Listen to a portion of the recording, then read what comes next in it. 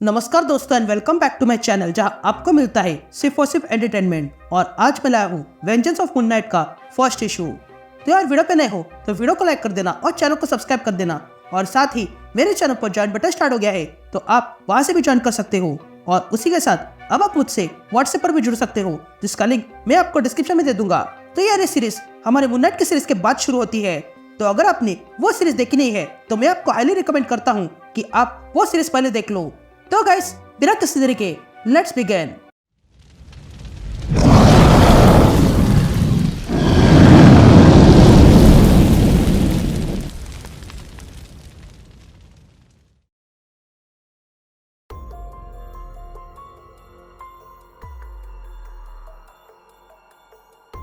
All right gang, तो issue की शुरुआत में हम रिस को देखते हैं जो अब मून नाइट की मृत्यु के बाद मिडनाइट मिशन चला रही है।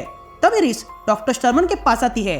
तभी डॉक्टर स्टर्मन रिस से कहती है कि तुम्हारे साथ जो हुआ है वो स्टार्टिंग से बताओ। यह सुनते ही रिस डॉक्टर स्टर्मन से कहती है कि ये सब कुछ ब्लैक स्पेक्टर के बाद शुरू हुआ है और फिर मून नाइट की मृत्यु हो गई और उसी के साथ मार्क, स्टीव और जैक भी चले गए। उस ब्लास्ट में हमें मार्क की बॉडी नहीं मिली, इसलिए हमें पता नहीं था कि आगे क्या करना है। हम में से किसी के पास भी फैमिली नहीं है और मेरे पास माँ के कोई कॉन्टेक्ट भी नहीं थे जिसकी मदद ले सकूं। इसलिए हमने एक तरीका अपनाया और वो था कि हमने उसकी याद में सभा बिठाई। अब कहानी पास्ट में जाती है और हम रेस को देखते हैं जिसने माँ की याद में सभा बिठाई थी। और तब रेस से मिलने वहाँ पर द थिंग आता है और कहता है मैंने कुछ खाना लाया है। तभी टाइग्रा आगे आती है और द थिंग को हक करती है और बेन से कहती है कि यहाँ आने के लिए बहुत बहुत धन्यवाद। जिस पर बेन टाइग्रा से कहता है हाँ मैं यही कर सकता हूँ, पर फ्यूनरल कब था, क्या मैं ये मिस कर गया। जिस पर इस बेन से कहती है कि हमारे पास मार्क के बॉडी नहीं है इसलिए हम उसका फ्यूनरल नहीं कर पाए और वैसे भी मार्क ये कभी नहीं चाहता। जिस पर बेन रिस से पूछता है कि तुम यही चाहती हो ना, जिस पर रिस हाँ कहती है। तभी आगे रिस बेन से कहती है कि ये मिशन के बारे में है। वो हमेशा चाहता था कि ये मिशन जारी रहे और उसी ने मुझसे कहा था कि ये मिडनाइट मिशन लोगों के लिए कुछ है। ये उन यात्रियों के लिए है जो रात को जागते हैं, वे लोग यहाँ स्वयं को सुरक्षित रख सकते हैं। उसके बाद हम बहुत सारे हीरोज को देखते हैं जो मून नाइट को याद करने के लिए वहाँ पर आए थे, जिसमें डॉक्टर स्ट्रेंज, क्लियर स्ट्रेंज और कैप्टन अमेरिका भी थे। यारिस डॉक्टर स्टर्मन से कहती है कि इतने हीरोज को वहाँ देखकर अच्छा लगा। ये हीरोज जानते थे कि हम 7 दिनों तक बाहर नहीं निकल सकते हैं, इसलिए वो हमारी जगह पर काम कर रहे थे। पर बात हीरोज की नहीं है, बात उन लोगों की है जिन्होंने हमारा ध्यान रखा। ये मिडनाइट मिशन हमेशा लोगों का है और उनका ही रहेगा। तभी सुनने के बाद डॉक्टर स्टर्मन रिस से पूछती है कि ये सब कुछ खत्म होने के बाद क्या हुआ। जिस पर रिस कहती है कि ये सब कुछ खत्म होने के बाद हम सब काम पे निकले। तभी हम रिस हंटर्स मून, 8 बॉल, सोल्जर और टाइग्रा को देखते हैं जिन्हें कुछ जानकारी मिली थी। क्या डॉक्टर स्टर्मन रिस से पूछती है कि क्या तुम स्वयं को मून नाइट मानती हो। जिस पर रिस कहती है नहीं मैं नहीं मानती हूँ, मैं फिस्ट ऑफ कोशु नहीं हूँ और ना ही कोई सुपर हीरो हूँ, पर मेरे पास काम है जो मुझे पूरा करना है। जिस पर डॉक्टर स्टर्मन रिस से कहती है कि तुम कॉलेज ड्रॉप आउट हो ना और 19 के बाद भी तुम अपनी लाइफ ऐसे व्यर्थ कर रही हो। जिस पर रिस कहती है हाँ मैंने कॉलेज छोड़ दिया है ताकि मैं मिडनाइट मिशन चला सकूं। और वैसे भी आप भूल रहे हो डॉक्टर स्टर्मन, मैं वैम्पायर हूँ और मैं अब 19 साल की ही हमेशा रहूंगी। अब सीन शिफ्ट होती है और हम कुछ लोगों को देखते हैं जिन्हें किसी ने बांध के रखा था।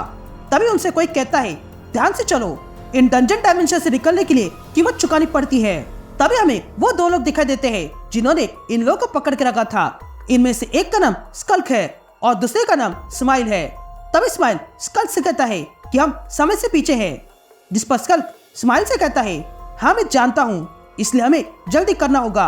लेकिन तभी वहाँ पर रिस और सोल्जर आते हैं। तभी सोल्जर इन दोनों से कहता है कि यहाँ से सिर्फ तुम दोनों ही जाओगे, वो भी वापस अपने डायमेंशन में। जिस पर रिस उन दोनों से कहती है कि तुम मिडनाइट मिशन के इलाके में हो। ये सुनते स्कल्क स्माइल से कहता है कि हमें और 2 रूम बनाने होंगे। जिस पर स्माइल हंसने लगता है और तब स्कल्क और स्माइल सोल्जर और रिस पे अटैक कर देते हैं। ये देखकर सोल्जर स्कल्क पे फायरिंग कर देता है लेकिन उससे स्कल्क को कुछ नहीं हुआ था। या स्माइल रिस पे अटैक करता है लेकिन रिस धुआं बन जाती है। या सोल्जर फिर से अपनी शॉटगन लोड करता है और कहता है कि अब देखता हूँ तुम कैसे बचते हो। या रिस धुआं बन के स्माइल के अंदर घुस जाती है तो वही सोल्जर अपनी पूरी शॉटगन स्कल्क पे फायरिंग कर देता है लेकिन उससे भी स्कल्क को कुछ नहीं हुआ था। या स्माइल रिस को फिर से बाहर फेंक देता है। यह देखकर रिस भी हैरान थी। तब स्माइल रिस की ओर देखता है और कहता है कि हम डीमन से बच्ची, तुम्हारा वैम्पायर मिस्ट हमारा कुछ नहीं बिगाड़ सकता है। लेकिन तभी वहां पर कोई आता है और रीस से कहता है कि ये सही कह रहा है, ये डीमन है और डीमंस बच्चों से नहीं डरते हैं बल्कि प्रिस्ट से डरते हैं। ये कहते हम देखते हैं कि वहां पर अब हंटर्स मून आ चुका था। तभी हंटर्स मून को वहां देखकर स्कल्क और स्माइल डर जाते हैं और तब हंटर्स मून कोंशो को याद करते हुए अपना मंत्र पढ़ने लगता है, जिसके कारण वहां पर डंजन डायमेंशन का पोर्टल खुल जाता है। तब ये देखकर स्कल्क और स्माइल जोर से चिल्लाने लगते हैं, लेकिन तभी हंटर्स मून अपने प्रेयर से उन दोनों को वापस उनके डायमेंशन में फेंक देता है। या रीस और सोल्जर उन सारे लोगों को छुड़ाते हैं। तभी रीस हंटर्स मून से कहती है कि तुमने अब जो किया है वो मुझे भी सिखाओ, जिस पर हंटर्स मून रीस से कहता है कि क्या तुम अब प्रिस्ट बनना चाहती हो? अगर ऐसा है तो मैं तुम्हें अवश्य सिखाऊंगा। यहाँ एक लड़की उन डीमन से बचने के बाद हंटर्स मून, सोल्जर और रीस से पूछती है कि क्या आप लोग मिडनाइट मिशन से हो? तो फिर आप में से मून नाइट कौन है? ये सुनते हुए तीनों चुप हो जाते हैं। यहाँ डॉक्टर स्टर्मन रीस से कहती है कि तुम ये बताना चाहती हो ना कि तुम्हें मून नाइट की जिम्मेदारी उठाने के लिए मजबूर होना पड़ा? जिस पर रीस कहती है हाँ, कुछ ऐसा ही समझो, और ये हालत सोल्जर और हंटर्स मून की भी है। तभी डॉक्टर स्टर्मन रीस से पूछती है कि टाइगरा के बारे में तुम्हारा क्या ख्याल है? यह सुनते ही टाइगरा सोचने लगती है और कहती है ये मुझसे नहीं, उसी से पूछ लो। यासीन शिफ्ट होती है और हम टाइगरा को देखते हैं जिसने कुछ गुंडों को मार गिराया था क्योंकि वे लोग ब्लैक स्पेक्टर के लिए काम कर रहे थे।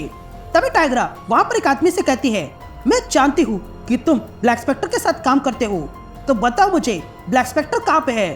ये कहते टाइगरा उस आदमी को मारने जाती है। तभी वो आदमी टाइगरा से कहता है मुझे नहीं पता, जिस पर टाइगरा कहती है कि ये तुम्हारा गलत जवाब है। ये कहते टाइगरा उस आदमी को मारने वाली थी कि तभी वहाँ पर रीस आती है और टाइगरा को रोकती है और कहती है रीस ये पर्सनल मत बनाओ। जिस पर टाइगरा रीस से कहती है कि ये हमेशा से पर्सनल था। जिस पर रीस टाइगरा से पूछती है कि क्या मार्क यही चाहता? यही तो वो काम था जो मार्क पीछे छोड़ना चाहता था। जिस पर टाइगरा रीस से कहती है मार्क क्या चाहता था ये मैटर नहीं करता है क्योंकि वो अब मर चुका है, मैं बस उसे मारने वाले को ढूंढ रही हूँ।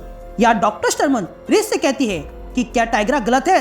क्योंकि मुझे नहीं लगता कि वो गलत है। जिस पर रीस डॉक्टर स्टर्मन से कहती है देखो मैंने भी लोगों को खोया है, पर मार्क स्पेक्टर चौथी बार मारा गया है और उसने मुझे बताया नहीं था। वो जब मरा तब मैं फुट फुट कर रोई, पर फिर मैंने हंटर्स मून को देखा जो फिर से जीवित हुआ है, लेकिन जीवित होने के बाद वो पहले जैसा नहीं था। मार्क स्पेक्टर हमेशा मून नाइट है और मून नाइट फीस्ट ऑफ कोंशु है और फीस्ट ऑफ कोंशु कभी नहीं मरते हैं। ये सुनते डॉक्टर स्टर्मन चुप हो जाती है। तभी डॉक्टर स्टर्मन कहती है कि तुम्हें लगता है कि मार्क फिर से जीवित हो सकता है? जिस पर रीस कहती है हाँ ये हो सकता है अगर हम एस्गार्ड में घुसकर कोंशु को बाहर निकाले तो। लेकिन बात इससे भी बढ़कर है जो मैं यहाँ आपको बताने आई हूँ। ये कहते हम 8 बॉल को देखते हैं जो किसी से बचकर भाग रहा था और तब 8 बॉल पर मून की शेप वाला वेपन लग जाता है और तब हम देखते हैं कि 8 बॉल के पीछे सच में कोई फीस्ट ऑफ कोंशु पड़ा हुआ था, इसलिए 8 बॉल उससे बचकर भाग रहा था। तभी भागते हुए 8 बॉल देखता है कि आगे रास्ता खत्म हो गया है। ये देखकर 8 बॉल मुड़ता है और फिस्ट से कहने लगता है, लेकिन तभी वो फिस्ट अपने वेपन से 8 बॉल का हेलमेट तोड़ देता है और फिर उसे मारकर उसकी हालत खराब कर देता है। या रीस, हंटर्स मून, टाइगरा और सोल्जर 8 बॉल को ढूंढ रहे थे। तभी विंडो तोड़ के 8 बॉल उनके सामने आके गिर जाता है। तब ये देखकर हंटर्स मून तुरंत चेक करने लगता है कि 8 बॉल जीवित है या नहीं, लेकिन तभी 8 बॉल कहने लगता है नहीं ये नहीं हो सकता, ये वही है। और तब उनके सामने वही फिस्ट आ जाता है और सबसे कहता है ये मेरा इलाका है और तुम सब मेरे घर में हो। ये कहते हम उस फिस्ट को देखते हैं जो कोई और नहीं बल्कि मून नाइट ही है। और तब मून नाइट कहता है मैं हूँ मून नाइट और तुम सब लोग मेरे घर से बाहर निकल जाओ। And that's it. ये इशू यही कंटिन्यू होता है